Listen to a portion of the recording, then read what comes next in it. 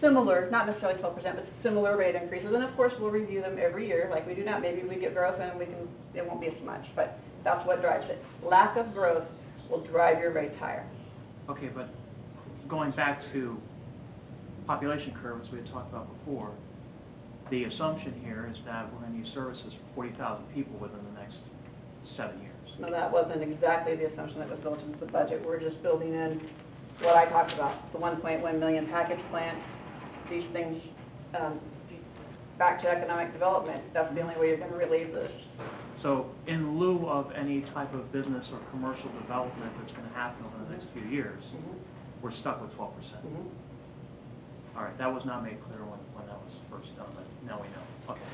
Sorry. We can lessen that if we. The whole point, yes, the whole point is to get with economic development because that diversifies. Okay. Missed opportunities.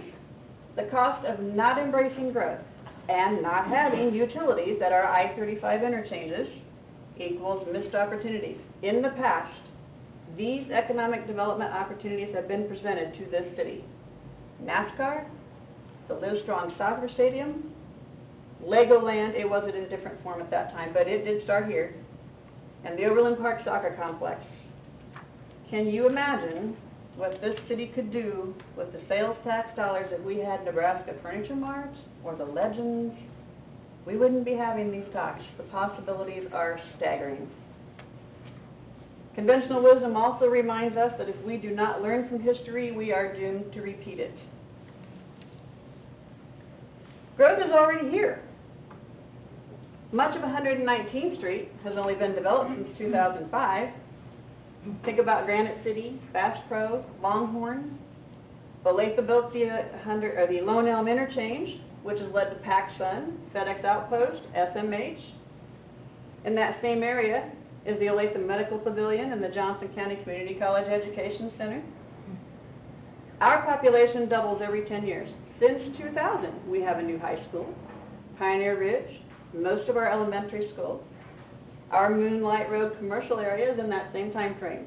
Think about Austin, La Coretta, Ace Hardware, the Aquatic Center, Celebration Park. On the south side, we have a new post office, a new Casey's, a Shell station. Our Walmart opened in 2006 and generates 2.5 times the sales tax of our next largest sales tax generator. You also have the pending project of Big Industrial. Growth is already here. Already, there is committed 850,000 square feet in the Intermodal Logistics Park from DeLong Grain Exporters, Demdeco, and the North Point Spec Building. That is 77% of Coleman. At today's values and today's mills, and including the 50% abatement that we gave Coleman, that means your competitive neighbors just scored the equivalent property tax of 210 homes at Gardner's average value. And in 10 years, abatements end and properties are taxed at full value. And in the life of a city, 10 years is a short-term investment for a long-term benefit. We've also missed out on the park impact fees to help the Park Improvement Fund, building permit fees to help the general fund, water and sewer impact fees and utility sales revenue to relieve your residential customers and to provide for economic development expansion, load balancing for the electric fund and the electric utility sales revenue, and excise tax to assist the street improvement fund. Growth is already here.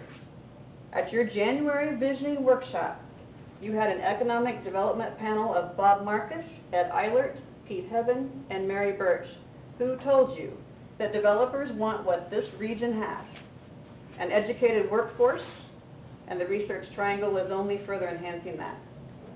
They want infrastructure, which is interstate, airports, railroads, inland ports. They want a geographic location in the center of the country. They want developable land. They want affluence and investments.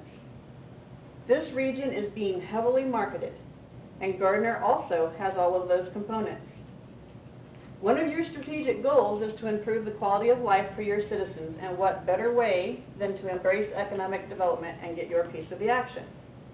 And if we don't embrace growth and control our city's destiny, our competitive neighbors will direct it for us. Embracing growth. Governing body has already recognized that the only way to relieve pressures on the residents is to diversify the tax base, to develop more commercial and industrial projects, and gain more balance between residential and commercial taxes. In this way, growth is self-perpetuating. More revenue equals the ability for more expansion, which equals more revenue. You've already taken these steps. You've hired a city administrator whose strength is economic development. She's implemented best budgeting practice, realigned your resources, and consequently, the budget projects to maintain appropriate fund balances during the 5-year planning period. She's placed a renewed emphasis on customer service and being business friendly.